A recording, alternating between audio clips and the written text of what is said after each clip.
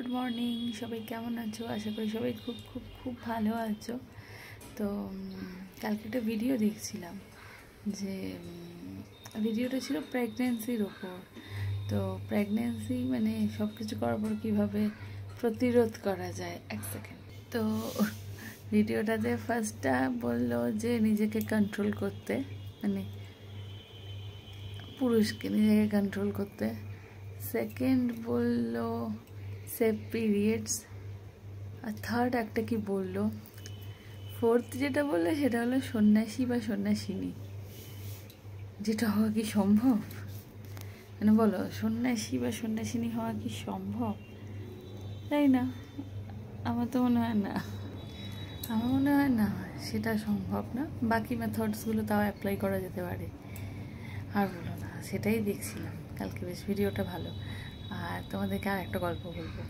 গল্প হচ্ছে, ফোনটা রাখি কোথাও, দাঁড়াও তো। চলো, রেখেছি এবার, ঠিক আছে। গল্পটা হচ্ছে যে আমার দিদি শাশুড়ি আছেন। তো উনি অনেক বয়স, অনেক মানে অনেক অনেক অনেক বয়স। তো উনি না প্রচণ্ড সিরিয়াল দেখেন, প্রচণ্ড, মানে এই ধরো 5টা থেকে শুরু হয় সিরিয়াল, অনেক রাত পর্যন্ত সিরিয়াল দেখেন, মানে অনেকক্ষণ সিরিয়াল দেখেন। তো এবার আমিও একদিন, মানে আমিও প্রায়ই বসে দেখি, ঠিক আছে। আর ঘটনাটা বলি, বসে দেখি। তো উনি আমাকে বলে, আমার যে বর আসবে না, বলবে তুই চলে যা, তুই ও ঘরে চলে যা, তুই ও ঘরে চলে যা, তুই ও ঘরে চলে যা, বলে আমাকে বলবে তুই চলে যা, তুই চলে যা। আর আমি একটু এরকমই এলোমেলো থাকি।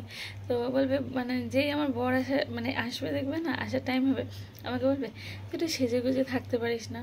ও ও আসার আগে একটু পরিষ্কার হয়ে লিপস্টিক, মানে পরিষ্কার হয়ে চুল টুল বেঁধে একটু পরিষ্কার হয়ে লিপস্টিক হালকা করে লাগিয়ে ঘরের মধ্যে সেজে গুজে থাকতে পারিস না?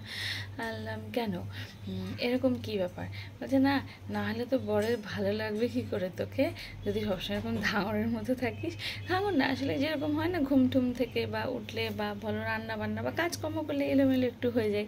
তো আমাকে না সবসময় বলবে যে একটু পরিষ্কার হয়ে থাকতে পারিস তো, আসার আগে একটু পরিষ্কার। আসলে দাদু আসার আগে দিদি শাশুড়ি, মানে এনারা সব কাজ বাজ মিটিয়ে, তখন তো উনানে রান্না হতো।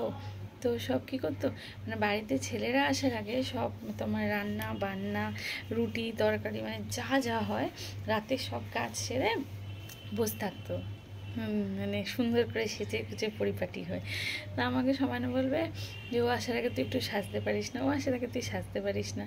আচ্ছা ঠিক আছে, চলো একটু পরিষ্কার টরিষ্কার হয়ে, মানে চুল টুল বেঁধে টান টান হয়ে থাকতে বলে। তো থাকলাম, ভালো কথা।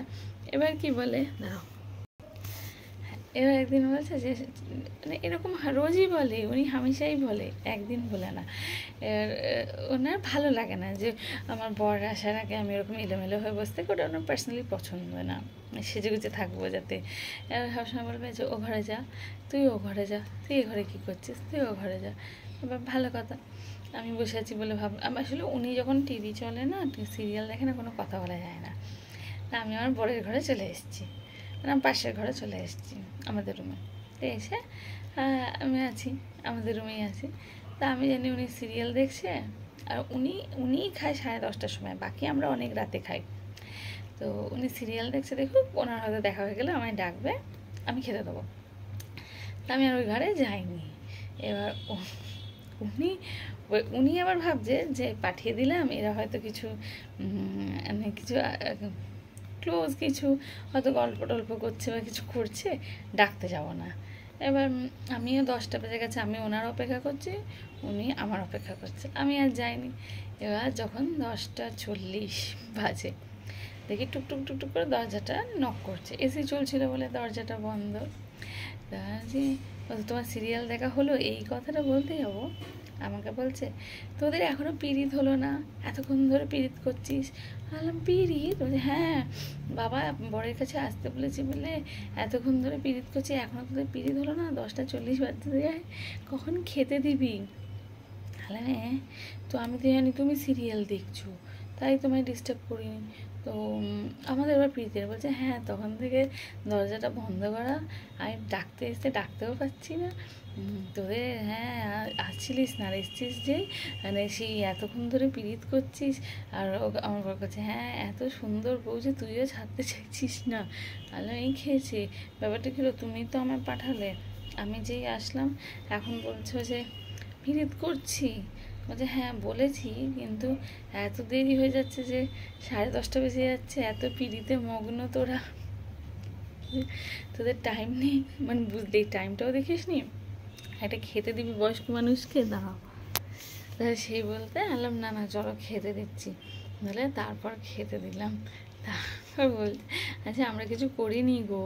বলছে আমি কি দেখতে গেছি, আমি দরজা তো বন্ধ, আমি ডাকতেও পারছি না, আমি ভাবছি যে তুমি সিরিয়াল দেখছো ডিস্টার্ব হবে বলে আমি ডাকিনি। সে কি কাণ্ড। তারপর আমার না তারপর থেকে মানে আসলে ওই ঘরে উনি যখন সিরিয়াল দেখেন, মানে উনি ওনার সিরিয়ালের সময় কেউ ফোন করলে চলবে না, কেউ ডিস্টার্ব করলে চলবে না, কেউ একটা কিছু বললে চলবে না।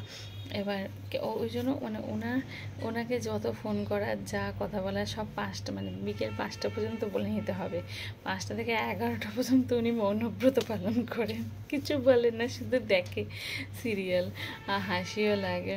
তারপর আমি বলছি যে আমি সেদিন তখন বলছিলাম আমিও তো সিরিয়াল দেখবো, আমি যাবো না। বলছে না তুই রিপিট টেলিকাস্ট দেখিস, কাল সকালে দেখবি, তুই এখন ওর কাছে যা। মানে আমার বর আসলেই না আমাকে ঠেলে ঠেলে আমার বরের কাছে পাঠিয়ে দেবে, ঠেলে ঠেলে বলবে হ্যাঁ হ্যাঁ তুইও ঘরে যা, তুইও ঘরে যা, তুই ওর সাথে গল্প কর, তুই ওর কাছে যা, তুই ওর কাছে থাক, বলে বলে পাঠিয়ে দেবে।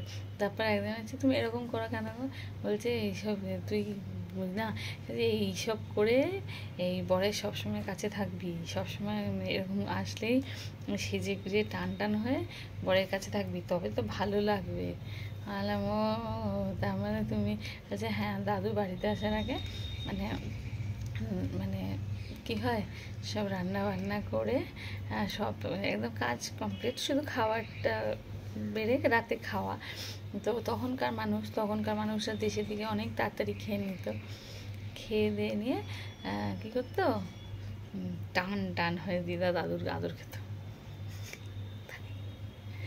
হ্যাঁ তবে না তো কি, মানে সেই জন্য দাদু বাড়িতে আসাকে দিদা সেজে গুজে পরিষ্কার, এখনও সেই নেচারটা আছে, ওই জন্য না ব্যাপারটা ক্যারি করে। এখনও দেখি যে এই সন্ধে হলে নেবে সুন্দর করে, বয়স হয়ে গেছে, প্রচুর বয়স হয়ে গেছে, দেখি তাও পাট করে শাড়ি পরে গোল্ডেন ফ্রেমের চশমা পরে নেবে, নিয়ে সে মানে একদম আমেজ, কী বলে আমেজ না, আয়েশ করে টিভি দেখতে বসবে। আমাকে আবার চা বিস্কিট নিয়ে দিতে হয়, উনি খান, খেতে খেতে আবার গায়ে চা ফেলে দেয়, বলে লাল দাগ হয়ে গেল কাপড়ে। অনেক বয়স কিন্তু ভালো, অনেক ভালো। চলো ভিডিও বড় হয়ে যাচ্ছে, পোস্ট দিই।